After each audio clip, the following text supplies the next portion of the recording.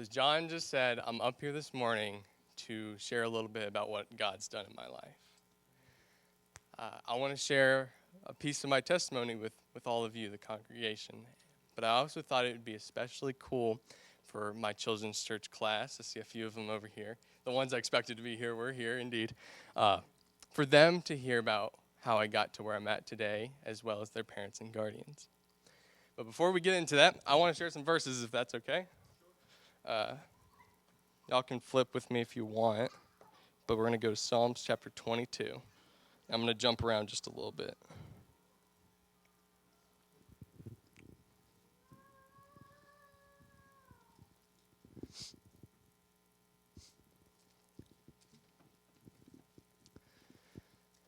See, I was expecting to walk around a bunch, but people in the back told me I had to stay right in here because of the cameras and everything. I have to stay in this little bubble right here. So I'm gonna work with that.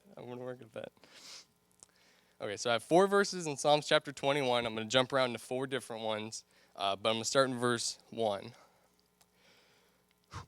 Psalms chapter 22, verse 1. My God, why hast thou forsaken me? Why art thou so far from helping me and from the words of my roaring?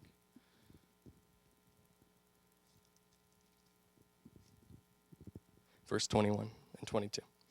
Save me from the lion's mouth, for thou hast heard me from the horns of the unicorns. Yeah, unicorns are in the Bible, but you never heard that before. Just kidding. I will declare thy name unto thy brethren. In the midst of the congregation will I praise thee. Finally, the final verse, verse 31.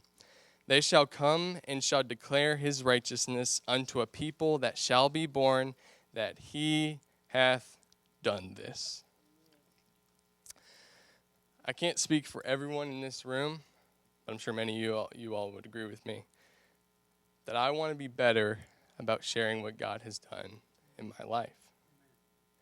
Let's go on and go to prayer really quick. Dear Heavenly Father, thank you for this wonderful opportunity to share what you've done in my life. Lord, I'm so excited to be up here and to share. And Lord, I know there's a reason that everyone was here this morning.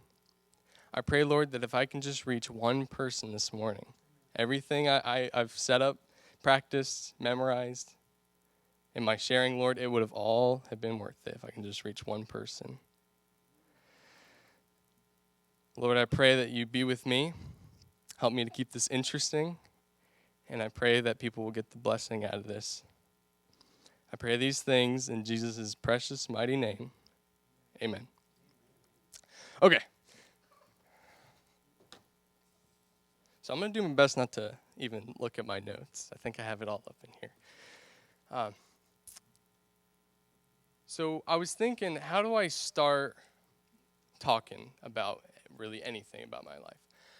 Well, I should probably introduce myself because maybe not everyone in here will know who I am. I forgive you, it's okay. My name is Gage Jackson. My full name is Gage Maxwell Jackson. I'm 17 years old, and I've been going to church here for 17 years. Look at that. Pretty cool, right? Growing up, I was a very shy child. I was so introverted to myself. Miss Cindy up here, she's like, yep. I did not talk to people unless I knew them. If they talked to me, I would just look at them like they're crazy. I'm like, what?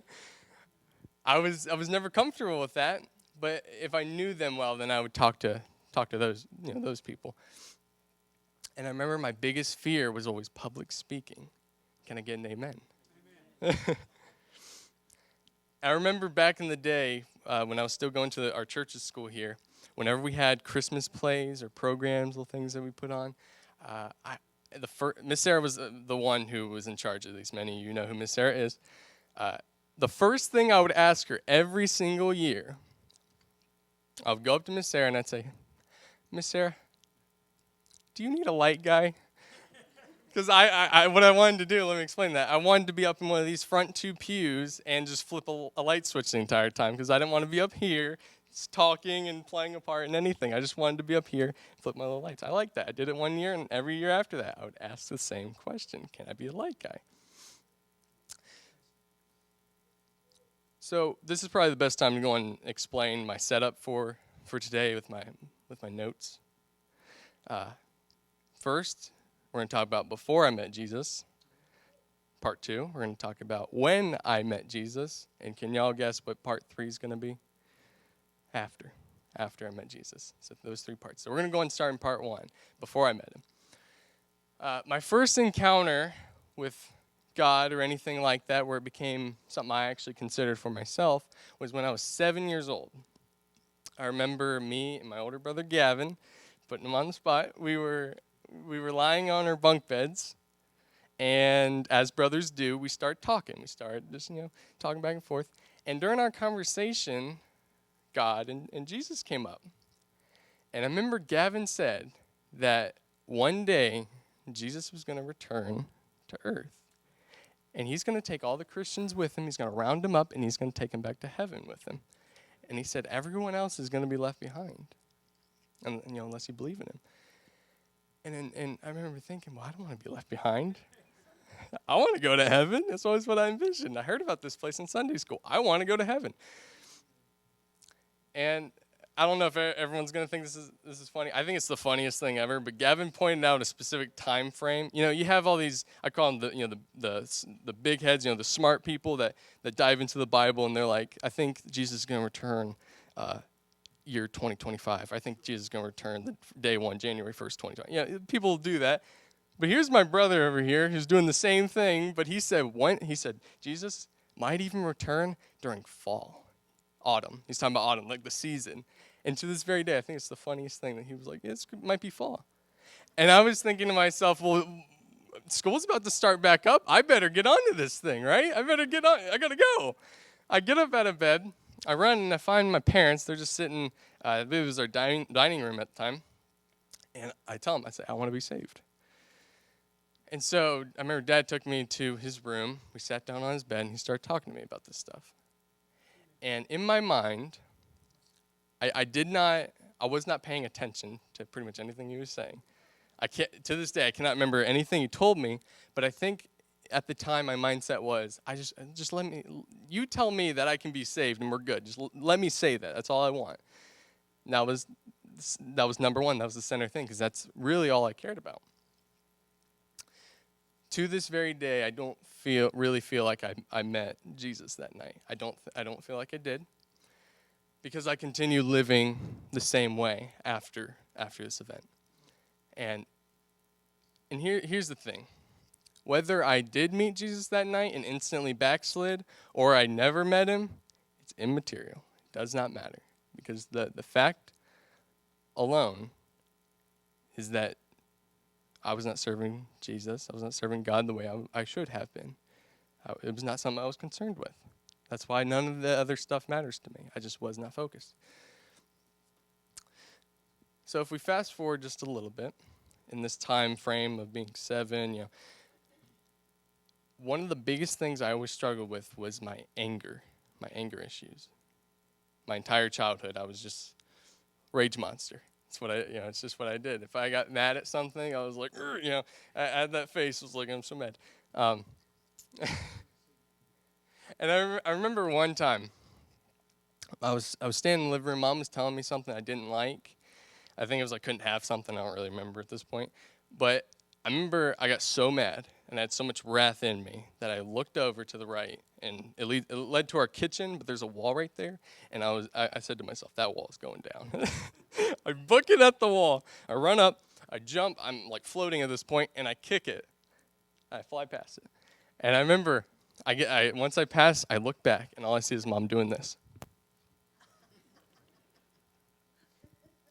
I was like, oh no, that's really not good. And I was like, oh boy, started getting a little scared when Dad came home that night. and see, I know that this is probably surprising to pretty much everyone in this room, because if you've ever known me, I've had people ask me before. They'll say, Gage, do you ever get mad? I'm like, yes, I get mad, because I think to an extent that's normal, right? We all get frustrated by something at some point in our lives. Joe even said that, I think, at one point during our missions trip, that it's just something that we feel. But I'm going to take a little sidebar here and say that I do think it is normal to an extent, of course, but it's learning how to work through it. When you get upset, you don't go, crazy, screaming, rage monster, kicking walls, taking them down. Control it and then work through it, I think that's a key, and that's something I later on in life learned. So if we fast forward again, just a little bit, to my teen years, when I was 12, 13, 14, in this time frame, I consider this to be the time when I was at my worst. I remember I was seeking to alter my inner character, and not in a good way. I became self-aware that I had been the quiet, shy kid all my life, and that I was, I had been that reserved kid, at school and everything like that. And when I became self-aware, I decided, well, I don't want to be the shy kid. I want to be popular, right? I can see everyone's faces. They're like, oh boy, he wants to be popular. Yeah, I was such a big fool. I really was. I remember I had no idea what I was doing, and I think that God didn't make me to be that kind of person, at least not at the time. And I remember whenever we were outside, we'd be playing circle bump, so it's basically volleyball without the net. I'd be out there, and I would just have like my mouth open, and I would just be like, I was so stupid. I was a complete fool, and it was just the dumbest thing in the world to me. I just wanted to have people look to me and say, did you see Gage? Look at him, he's so cool, Because I grew up with people, I'm going to name drop him, Tommy Lovato. I always thought he was so cool. I was like, Tommy is just cool. And I always was like, I want to be like him, I want people to look at me and say, oh, that Gage, he's so cool, And the thing that mattered to me most during this time period was I wanted to be in a relationship with a girl. I wanted a girlfriend. That was the number one thing above anything else. And it's so, I don't want to make a stereotype statement, but some people, I guess, expect that from teens, I guess. But that was the number one thing I cared about, like anything else. Nothing else mattered to me as much as that one thing. This is why I brought notes.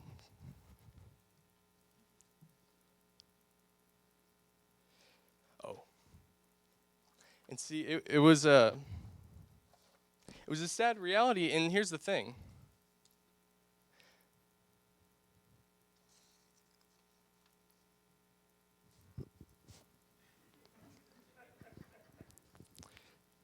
Okay, just making sure I'm on point. I was so miserable. Because here's the thing, I've been going to church all my life. I was still going to church at this time. But I was so miserable because I was living in the in-between. Therefore, if you imagine a doorway right in front of me, this is how I was living. I opened the door to being a Christian, to God. I took one step forward, but I still had one foot out. I never fully committed to it. It was something that I just went to church, and on Sunday I was like, yeah, I'm a Christian, it's, and then go home and nothing would be different. I would be the same person. And I really do believe that God let me chase after all these things for so long, for so many years, so that he could make me understand just how pointless it all was. Chasing after the wind, as Ecclesiastes says, right? Because if it made me happy, it was only for a period of time. It never lasted.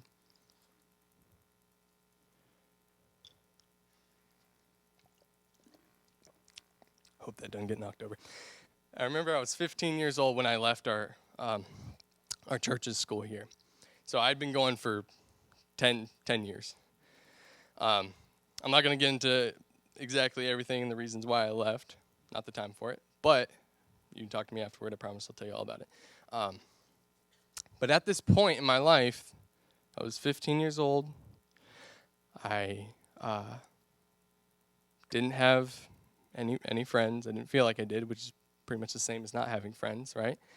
I claimed to be a Christian, but my faith was baseless, and my life at home wasn't where it needed to be. But here's the thing. Here's what's so cool. We're about to get into this. Excuse me. Even though I paid no attention to God, he still loved me. He still cared about me. Because, part two, we're going to get into that. When I met Jesus, I was still 15, things in my life were at a low, just as I said before. But God had something amazing waiting for me at Camp 2018. It was my third year of going. And I remember we were all of us teens were in the dining hall, the mess hall where we eat the food. And we see this stranger walk in. And he had hair kind of like mine, the sides cut shorter, a little bit more on top. And he had like the coolest beard. He had like this full beard. I thought it was so cool. It's kind of like Mike's. It was awesome, and it wouldn't take long for this guy to be introduced to us, and his name was James Bradley. If you've been to one of our camp services here, you'll know that we talked up a storm about this guy. And here's the thing. I'm going to cut right to the chase. There was no coincidence that James was there that week of camp in 2018. No coincidence. Because there are no coincidences in the economy of God. Heard that from a pastor once. During that week, James challenged me, changed my perception of what it meant to be a Christian. Because I always thought Christians were just kind of, lame. I guess that's the word for it. I was like, they have all these rules, and it seems like a terrible, miserable way to live. But he completely changed that, and he showed me that there's so much more to it. And there's so much joy that you can get from following him. And that's something, I remember I thought to myself, after seeing James, I said, I want whatever it is that he has. So you could see, God was in him. You could see it because I saw it. I wasn't saved, but I said, I want whatever it is that he has because I think he's so cool. And it was not the same kind of cool that I had always wanted. So at Friday night, the last night of camp, we have this thing called bonfire. It's time where all of us teens gather together, and we're allowed to share, pretty much anything that we want. Our testimony, what God has been doing in our lives, what he did in our life during the camp week, anything, even beyond that. And I remember thinking to myself, I'm going to be the first one up there, because I already know I got to say something. I'm going to say something. I'm going to do it. And sure enough, I was the first one up there. I got up there, and I said, whenever I leave camp this year, I don't want things to go back to normal. I don't want, because see, I've been going for 2 years before this, and every year I would learn something life-changing and awesome, and then I would go home, week later, 2 weeks later, everything went back to normal. Nothing changed within me. It wasn't a real thing. But I said that when I leave, I want it to be real. I want it to be something that changes me, and I'm different, and it stays with me. And I also said that I wanted to read my Bible for the first time in my entire life, because I never did that. I may have opened it once or twice and said, oh, Psalms, because Psalms is at the middle of the Bible. Like Psalms 20, 22, that's cool. Okay, let's go on. That's all I did. I never studied it. I never took it seriously. But I said, I want to go home, and I want it to be real, and I want to study it. And sure enough, when I go home after Camp 2018, pick up my Bible, start studying in the book of James. Not just because that was his name. He also brought us through that book himself, and then I went back over it. And it was awesome. And since then, God has shown me so much in his word. I've continued to this very day. And that's been like, around 3 years ago? And I'm still studying it. I'm still learning from the Bible. And I've learned so much more. The first 14 years of my life, I was making little baby steps. These past 3 years, it's been completely different. It's been amazing. So now this brings us to part 3. After meeting Jesus. So I want everyone to be paying attention, not to what I did, but to what changed after this point in my life. After I met him, these are the things that came about what happened afterward. I remember at the time, this was also right after I left camp in 2018, I was working at Small Country Campground right up the road, and my coworkers were Isabella and Nora Glass. Many of you know them. They come to our church. And I remember I struck up an awesome conversation with Isabel. We just started talking about camp and our experiences. And in her own words, she said it like this. She said that she didn't want the camp spirit to die out. She wanted it to stay alive. She wanted to nurture it, keep it going. And she wanted that camaraderie that we had while we were at camp, where we all came together, we dove into the Word, and it was so special. And we loved that. And I was like, yes, let's do that. But what are we going to do? So we started brainstorming ideas. We were like, all right, maybe we could do this or this. But we settled on having a teen study at our church here with our youth group. And I initially had the idea of group studies. So we'd have 2 or 3 people come together, read something, and then present it together whenever we had our actual studies. And I was thinking, not everyone's going to be comfortable getting up and sharing in front of a group. So maybe if they have 2 or 3 people, it'll help them. I was thinking about myself in that instance. I was the person that wouldn't be comfortable doing that. So we scheduled our first service, our first study, right out here in our church's pavilion, the same summer, 2018. And since me and Isabel were the ones that started it, I went on and volunteered to do our first one. And I remember I did it on 1 Corinthians chapter 13. It's a great chapter. I'm sure many of y'all know it. It's the chapter that tells us what love is, right? It tells us what God's love is. The actual definition of it. It's an amazing book. To this very day, I love to go back and read that one. And it went well. But here's the thing. I never would have continued doing this thing. It was a one-time, I'll do it, get us started, and then let's get our groups together, right? But I continued doing this study for, I don't remember exactly, but it was around like 5 or 6 months. It was a long time, every week. And again, I'm not saying this to boast or to say, look at me, look what I did. No, it wasn't that. Look at what God did through me. Because first 14 years of my life, being in church, never did anything like this. And then within that first year, within the months of being back, so much had changed, and God was working through me, and I continued leading that study for like 5 or 6 months. It was a long time. There were a handful that Danny or Becca were able to cover for me, and that was very helpful because I was relying on rides from my family to get there, so I couldn't drive at the time. And I remember after this, chapel. One Sunday afternoon, I was still leading our teen studies. I went to John, and it was after our services. I went out there and I said, John, can I try leading one of the chapels at school, Wednesday chapels? And it baffled me how quick he was like, yeah, you can do it. I was like, okay. And John was like, yeah, when do you want to do it? This week, next week? And I was like, yeah, John's over here. Yeah. So I was like, yeah, I'll do it. So I went home, and I put my all into writing a quality lesson for both the young group and the older group. This is where they were sitting, and I was up here. And it went well. It was fun. But afterward, me and John noticed the same exact thing. I was much less nervous with the younger group. Key detail, remember this.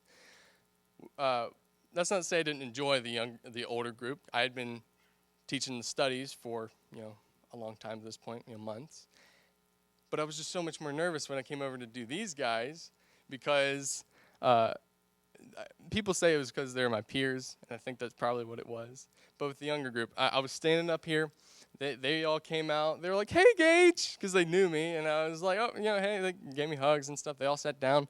And I remember at some point, I want to walk over there, but the camera probably won't let me. But I walked over here. And I remember I had the younger kids. This was a bad idea. I had pretty much all of them come up. John was there. Lined up on both sides. One over here, one line here, one on the other side. And I don't remember what the little example skit was. But I had them up there, and I kid you not, as soon as they were up there, they turned into, like, G.I. Joe on me. They're like, psh, psh, psh. They got up there, and I was like, man, they're just turning to, like, they're like Star Wars, turning to Jedis and Power Rangers up here. I'm like, this is crazy. They were just like, shh, and they're doing all these moves, and I was like, what is happening? I was like, this is insanity. And I look over at John, and John's just like, he was like, I don't know. Yeah, I was like, this probably wasn't a good idea, but it was so fun. I just loved doing it. It was good. It was so good. It was so high energy, and I love that because it kind of leaks over into my life, and I'm like, yeah, let's do it. Even though we need order, it was still just so much fun. And I would go back and teach at the chapel. I believe it was 3 more times around that. And again, not saying it to boast, say, "Oh, look at me, I led chapel." No, look at what God did through me. I never would have done that in front of a group. 2 of I teach one, go to the next one. I never would have done that. It was all God that let me do that. I could never do it without Him. So excuse me. I remember our annual harvest festival came up. We're going on a journey right now. One thing to the next, leads us to somewhere. Our annual harvest festival came up, and I volunteered to help. I told Cindy Baker, I want to help. I want to do one of the games. And during this event, I had like 20, 25 kids come up to me. A lot of them. They were just all over the place, Y'all have probably seen it. They're everywhere, right? Getting candy, going crazy about it. It's awesome. But I had so many kids come up to my, the game I was managing, and just interacting with them, it was so much fun. And it was so special to me, and it made my heart feel so full. I felt so fulfilled just being there with them. They're just running around, getting candy, going crazy, all that stuff. And I remember specifically I had Victoria come up. I'm going to put you on the spot, Victoria. I had Victoria come up to my game for, I don't know, like 20, 30 times. Because, yeah, it was I was about to say, it was a pretty easy game. So she was like, and even if she missed, she got a candy. So she was like, came back around. I was like, here you go. Throw it again, get more candy. And I was like, okay, come on over. Dump the whole bowl into, her candy bag just because she kept doing it. Just little things like that. I love that so much. It was so fun for me. I enjoyed that so much. And Victoria's like, oh, I remember that. I remember Christina was there as well. And I came over to her at some point. She had this basket, and the only thing in there were Reese's Cup. And she was like, yes, they're my favorite. I love them. And I was like, whoa, okay. She said she was going to bring them home. Her and a friend were gonna dive into that later that night. She was having a sleepover. But it was such an awesome experience. And I remember Mom came up to me when it was time to go. And she was like, all right, it's time to go. Let's go. So we walk over. We're heading towards the van. And something really, really strange but really amazing happens while we're walking. We're walking towards our van. It's on this side. And all of a sudden, I feel something. I feel like God's tugging at my heart. I feel like I'm supposed to go do something. And I'm like, this is so weird. What? And I spoke up, and I was like, Mom, I'll be right back. I have to go talk to Danny. So she's like, okay, just make it quick, Run back into the church. Went up the stairs, found Danny, and I just laid it out. I was like, Danny, I think that we should divide up our children's church classes. Not talking about the youth group, the teens. I'm talking about the younger kids, so like 12 and back. I said we should divide them up. Because, see, at this point, we had all the kids in one room. This is like around 20, a lot of kids. We packed that room. And I helped out a few times, and I noticed it was difficult. It was not easy. I even did one or two. And we had ages 4 to 12, huge range. And that's difficult because you have a lot of different attention spans and comprehension levels going on. So it's challenging. It's not easy. And so that's why I told him. I was like, Danny, I think we should divide them up. Let's at least have 2. Because back when I was a kid, that's what we had. We had like 2 or 3. I don't know. It was a lot, way back in the day. And I thought that would be an effective way at reaching the kids. We can focus on one group, and we know what we're working with, right? And I also said that whenever we divide them, I want to take the older group and I want to teach them as much as I possibly can. And Danny was like, oh, okay, we'll see what we can do. She said something about boss lady. She was talking about Miss Crystal. She was like, I gotta go see what boss lady says. And so a few weeks passed. We had announcements go out, and y'all probably remember that time. We got them divided, and that's how it's been since. And Oh, it's been awesome. It's been amazing being able to spend the time uh, with the kids here at our church.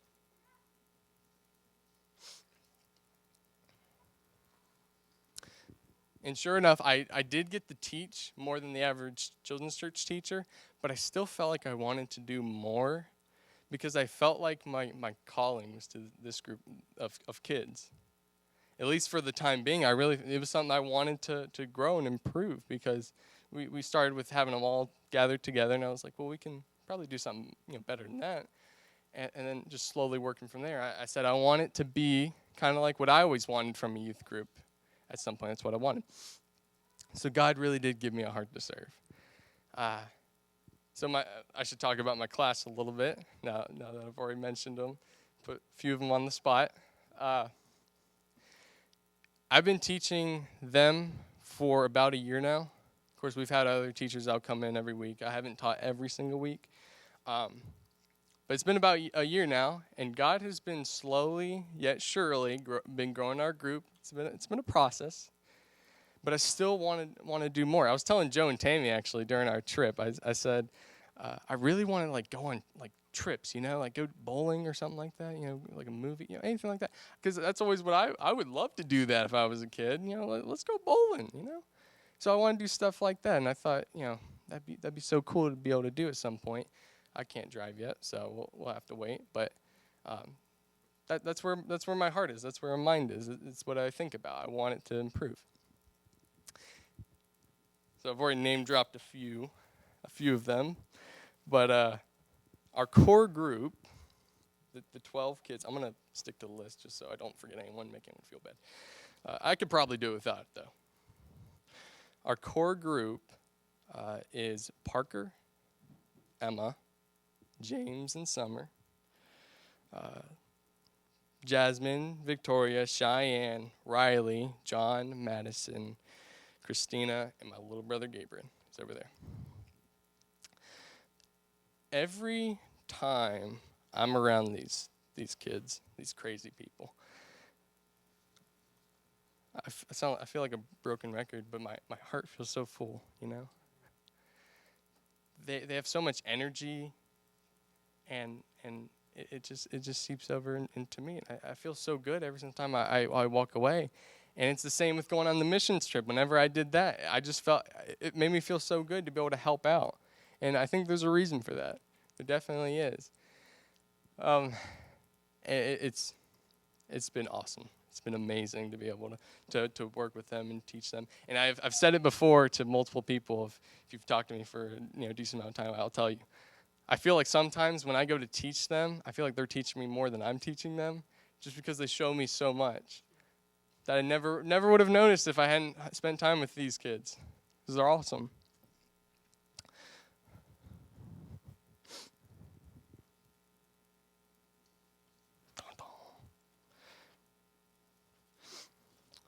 How are we doing on time? Oh, okay, it's 12:08. I figured it'd be about this. I want to thank the parents of my class. There's only a few of them in here, but they might be on the live stream. I'm talking to all you parents. Thank you for giving me the opportunity and the honor of being one of their teachers, because I understand they have multiple, even in children's church and even outside, being parents. That's part of that's teaching, right? And at school. So I'm thankful for being able to be one of them, because I feel like I get the greatest blessing out of just being with them. It's awesome. But I also want to thank you guys, James, Summer, Jasmine, Victoria, Cheyenne. I got the names down. Took me a while. I want to thank you guys for bearing with me as I grow in my teaching ability, and for showing me what childlike faith looks like, and for giving me the greatest blessing I could ever have from working with you guys, because you guys are awesome. You guys are so cool.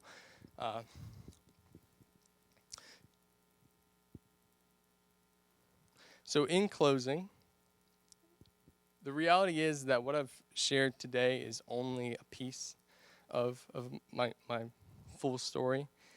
If I were to stand up here and tell you everything God's ever done, we would be here all day long, right?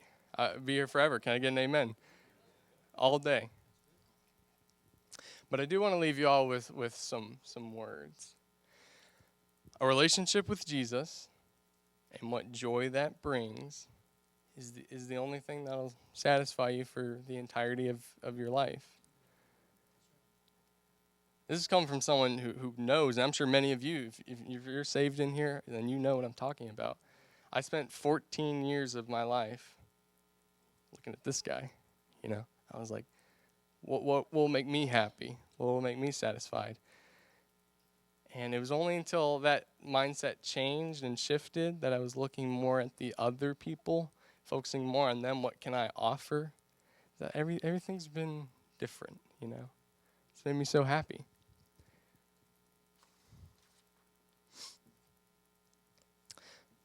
I like this. I love this.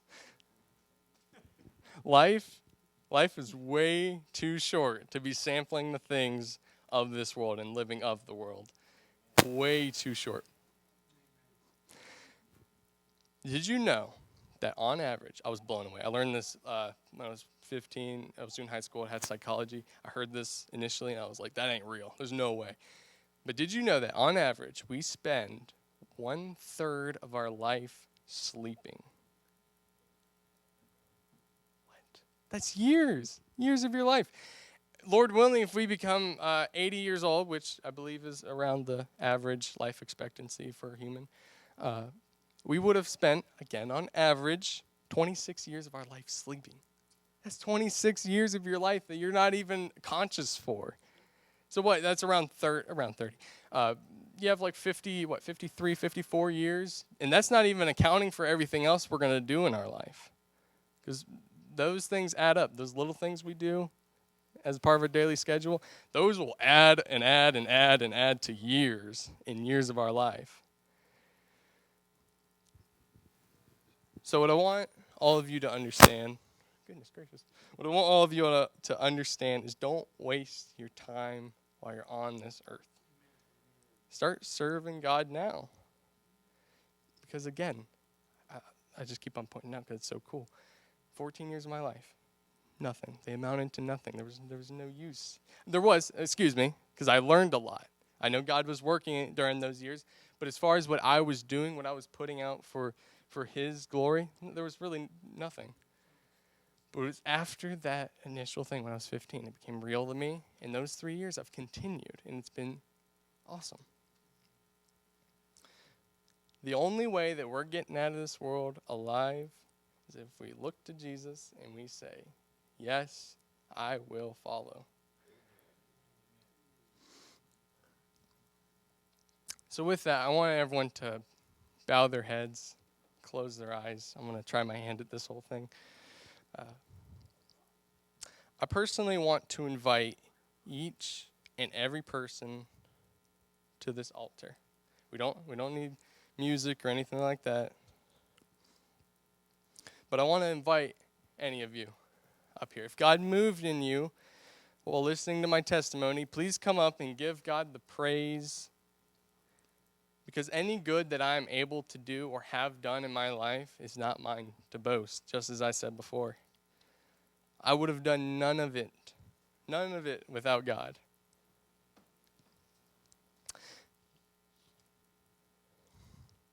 The first 14 years of my life meant nothing in the grand picture of eternity. But the past 3 have been the most amazing years of my life.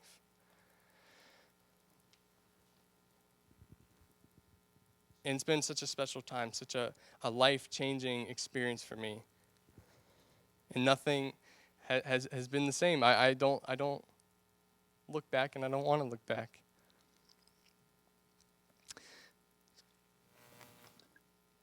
God is good. And I have something to say also to anyone in here who might not be saved or maybe even backslidden. My story is a sad one. That is until you get to the end and you look back over everything as it all comes together. And you can see how God guided the events of my life in his perfect way. Just as I said before, I was close to saying the first 14 years of my life meant nothing, but the truth is there was so much happening during that time period, so much I learned. I was headed to hell until he called me by my name. Jesus, the King, called to me. And this same King wants a relationship with you too. He is sufficient. We don't have to leave the safety and love in the land of God. Stay and hold on to your faith. God doesn't want us to do our own thing while we are in this world. Absolutely not. He's got a special plan just for you, just for me. But we can only discover this plan if we're willing to soften our hearts, to surrender it all to him. So call out to his name, whether it's this morning or when you go back home. Call out to his name and accept the Savior of the world into your heart for real. Let's go on and pray.